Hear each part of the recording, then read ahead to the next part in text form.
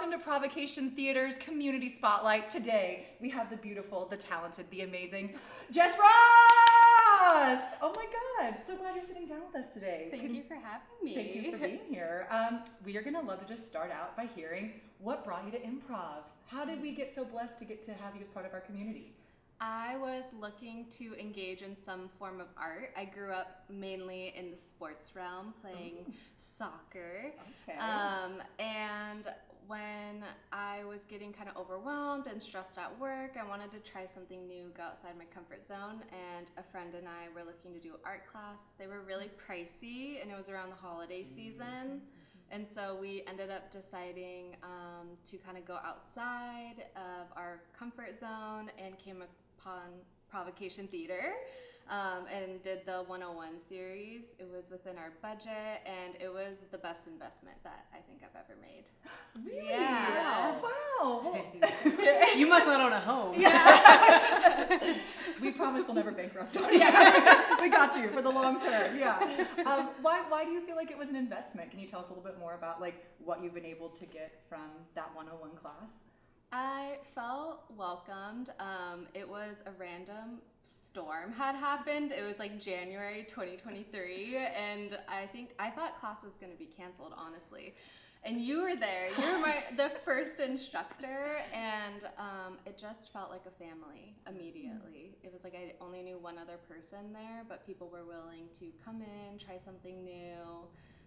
And I felt held in that space. I did sweat nervously throughout probably like the first 6 months of improv. Sure, yeah. But became a lot more comfortable with it, and the people kept me coming back. So that was the biggest payoff, the community. I definitely look to you as like one of the first, light bearers of the Provocation Theater rebranding, the new community. You were really there from the beginning. I think you took like the very first queer prov class. You were in one of the 101 classes that we just changed over. So what does it feel like to be, maybe the patron saint of Provocation Theater, one of our first, Grecian goddesses? What does that mean for you, or what do you hold as part of this community light? I feel pride, honestly. Like, I feel proud to be affiliated with Provocation Theater and to see the evolution of it. It feels like it's going in a direction where I see myself more and more reflected along with my values and just the communities that I want to be a part of. So, I'm honored. We're honored. So glad you're here. Yeah. Can you talk more about being on All Queer No Fear, the house troupe? Definitely. I was very intimidated. So like I said, I didn't have a theater background or any type of performance art, and I did the first kind of queer improv one-off workshop that happened, and I thought that was really exciting. And I think the idea of All Queer No Fear was going around, and I'm like, I'll join, but I won't perform. Like, I'll just be a part of it. Classic. We see you out there that always want to join and not perform. Yeah. That was exactly what happened. I had done 101, and then I did 201 for a while, and then the idea of doing 301, I was like, I think I'm just going to count myself out because I was intimidated to get on stage. I looked up to a lot of people who I saw in the 301 class. So when All Queer No Fear came around, I thought, why not just go and play and have fun? And I knew there was an option to perform. And so by the time it started, it became a family when the performance came around, and I wanted to be there. I wanted to, again, push myself outside my comfort zone, try something new, and I felt like I knew everyone on the team would have my back. And I wanted to have that shared experience with All Queer No Fear. Like, the fact that I get to say my first performance was with All Queer No Fear is something that I cherish. And just being part of All Queer No Fear, it's something I look forward to. It's like anytime we have our practice sessions, it never feels like enough time. I want it to be longer. I want it to be more than once a week. I want to just have it go continuously.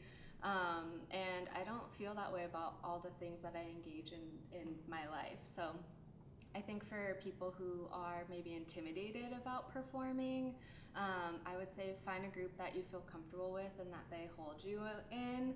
And for me, that's All Queer No Fear. And I'm just so excited to keep growing with it. I love, you bring such a beautiful honesty to your performance. Like, I love that there's a thought that comes into your head and I see it just actualized, like in that moment. Like, you're very just like thought to process, like kind of performer. Like, how do you speak to being able to tap into that honesty on stage and really that freedom that you gift to your other players as well? Oh, that feels like such a compliment. And I don't know. I think the reason I keep coming back to improv too is I live so much in my head, and I am someone who can ruminate a lot, and like I experience anxiety and like other mental health challenges, and so overthinking is something I'm a pro at, and improv really makes me challenge that. And I think for myself it's just trusting that whatever my brain's offering me, that I can put it out there and we can work with it. Always coming back to yes and too. I find myself like it's so easy to be like yes but or like no, and so just like that basic idea and principle, I think whenever I'm performing or playing, I'm just like, okay, yes and to myself and yes and to others. Yeah. So you've made it from the sports world to the performance world. Do you have any sort of metaphor of like being a soccer player is a lot like being an improviser? Or do you find there's any of the principles that like lay true to both of those activities? Or Ooh, I honestly haven't thought about it, but I think the team aspect of it, like the fact that a lot of my favorite memories on being on soccer teams, it's not that I'm necessarily remembering us winning or having some trophy at the end, but it was that there were people that I wanted to be around and play with, and when we did win or even when we lost, it was like they were who I wanted to be with when things were hard. So I think it's like family first in a way. I promise you the next time you make a really great joke on stage, I'll say goal!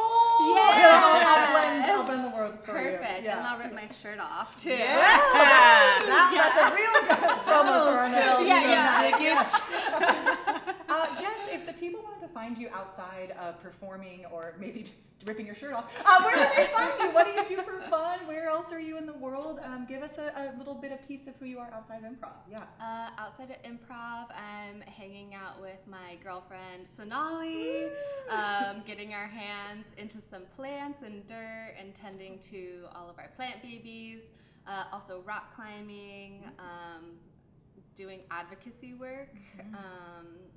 Really social justice oriented. So getting out and supporting and organizing people is something that I really enjoy too. So, I mean, and if people want to follow me, I'm on Instagram.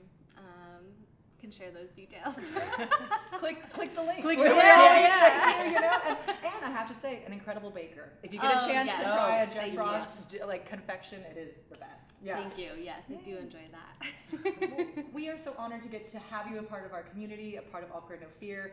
Can't wait to see where it goes from here. And thanks for sitting down with us today. Yeah, Thank you. Love it. Thank you. Yeah, with pride. Now we all.